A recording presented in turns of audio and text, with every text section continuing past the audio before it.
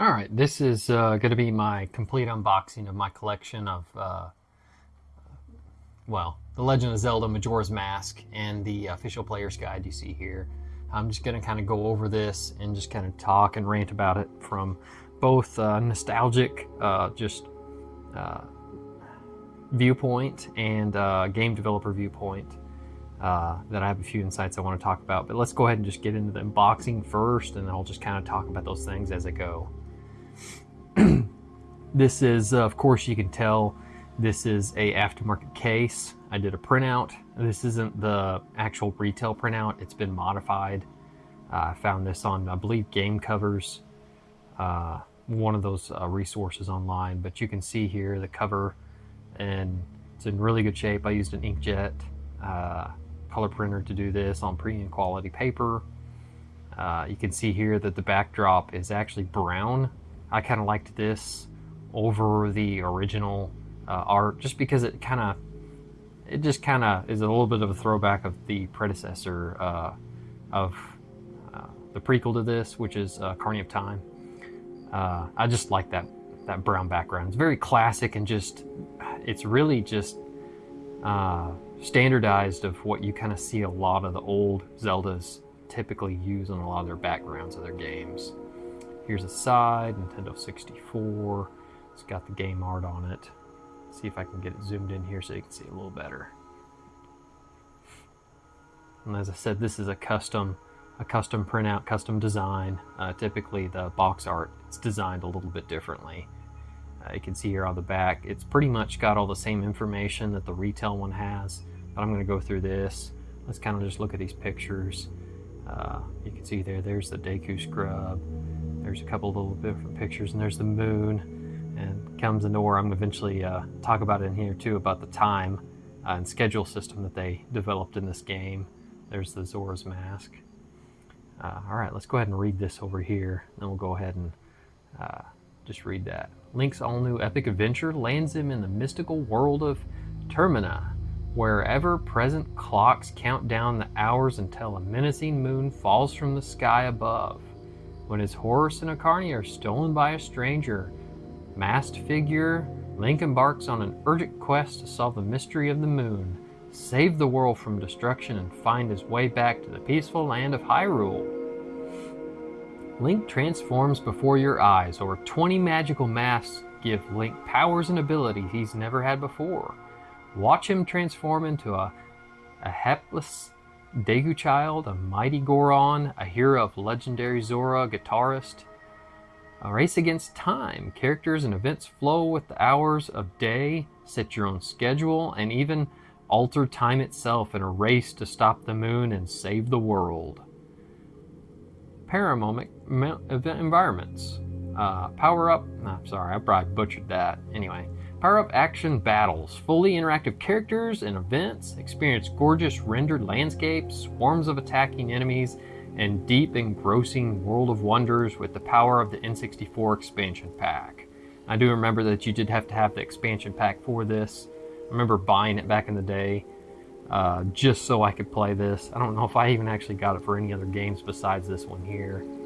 But just to kind of rant and just talk a little bit about Majora's Mask, where it's talking about the flow of time and set schedules. It says set your own schedule. I don't really remember exactly why that. It says that. But I do remember that NPCs have their own schedule. And any time during those few days that you have until the moon falls, you have to know exactly where those NPCs are, what they're doing during that time of day.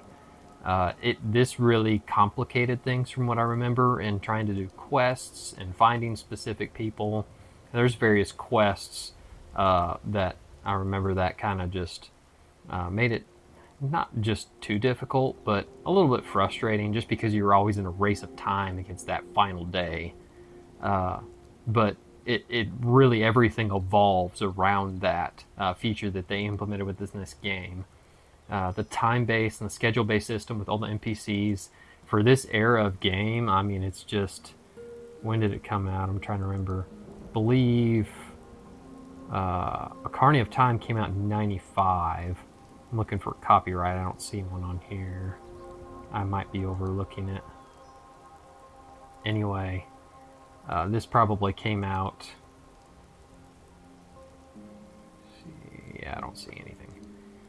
Anyway, the time that this came out, this, with just the schedule-based systems, with all the NPCs and the days, is pretty extraordinary for a game at its time, just because of that system.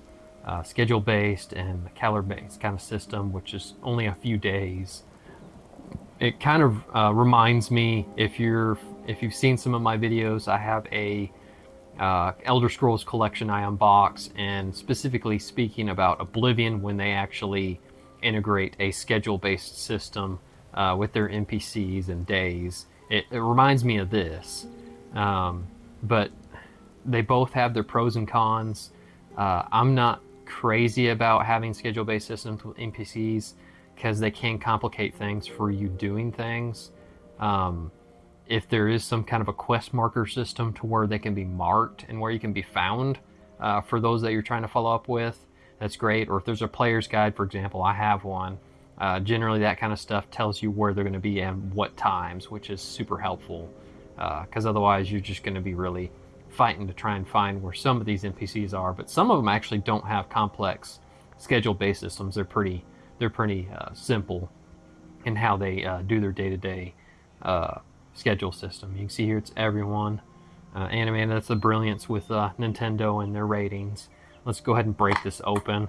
And what I'm going to show you, I do not have the original box, of course. Like I said, I have the universal case, and I do have the instruction booklet here. It's in decent shape. It's about as good as it'll get. These things are really old these days.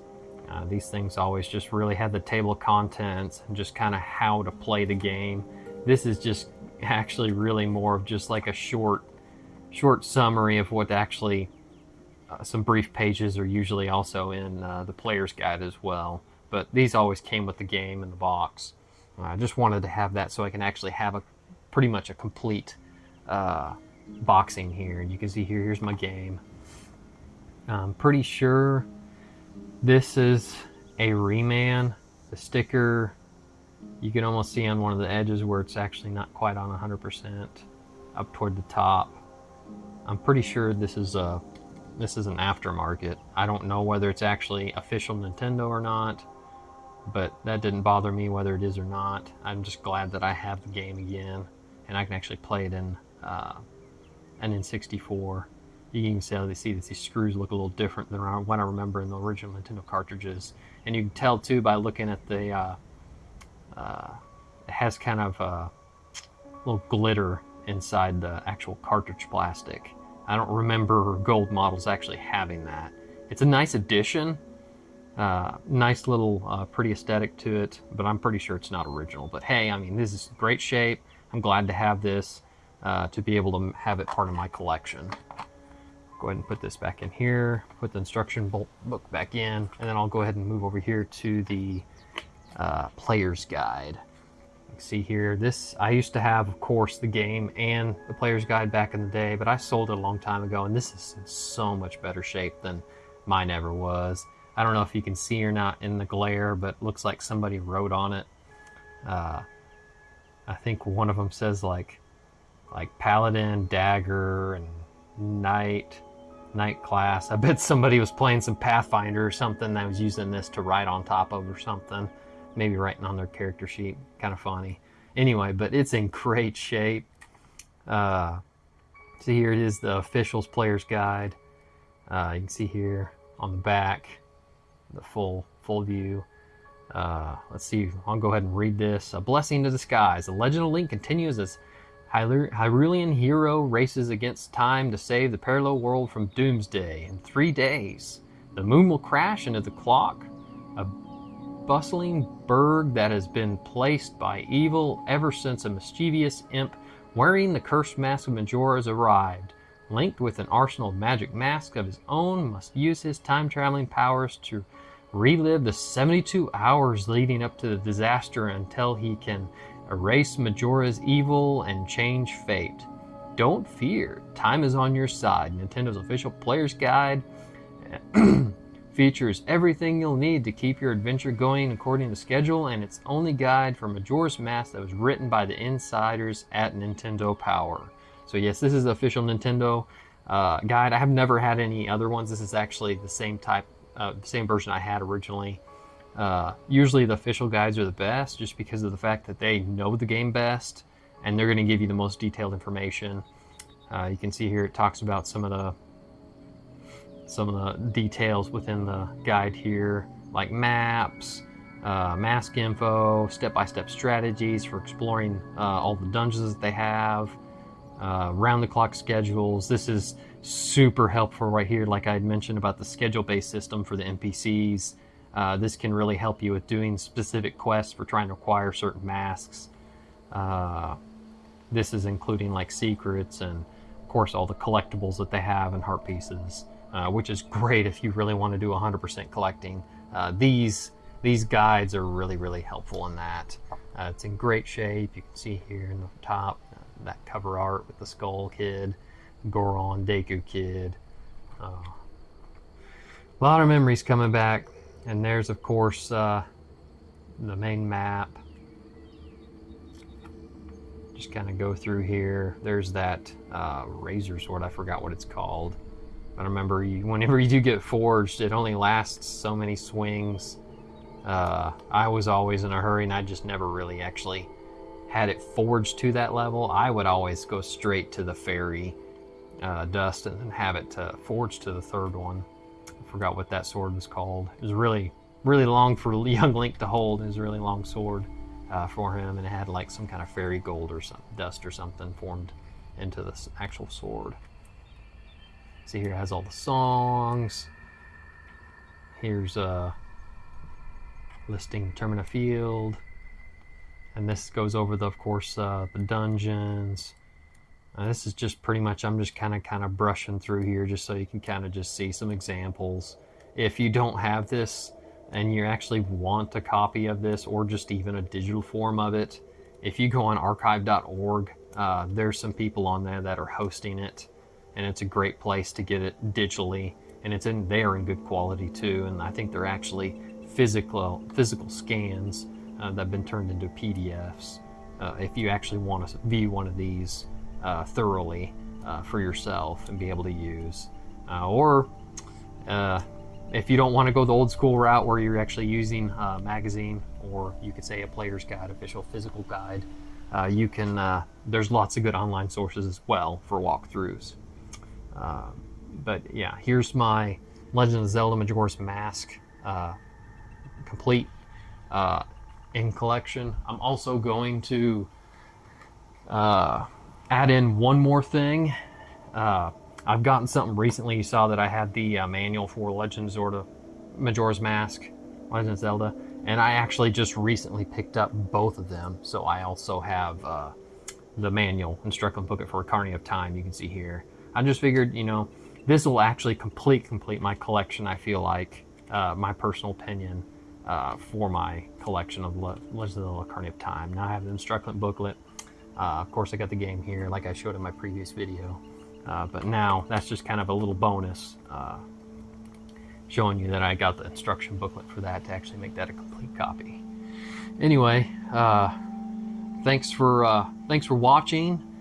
And I hope you also enjoy Majora's Mask, and if you do, leave a comment. Yeah, if you want to look and see some of my future playthroughs, I'll be playing these eventually at some point.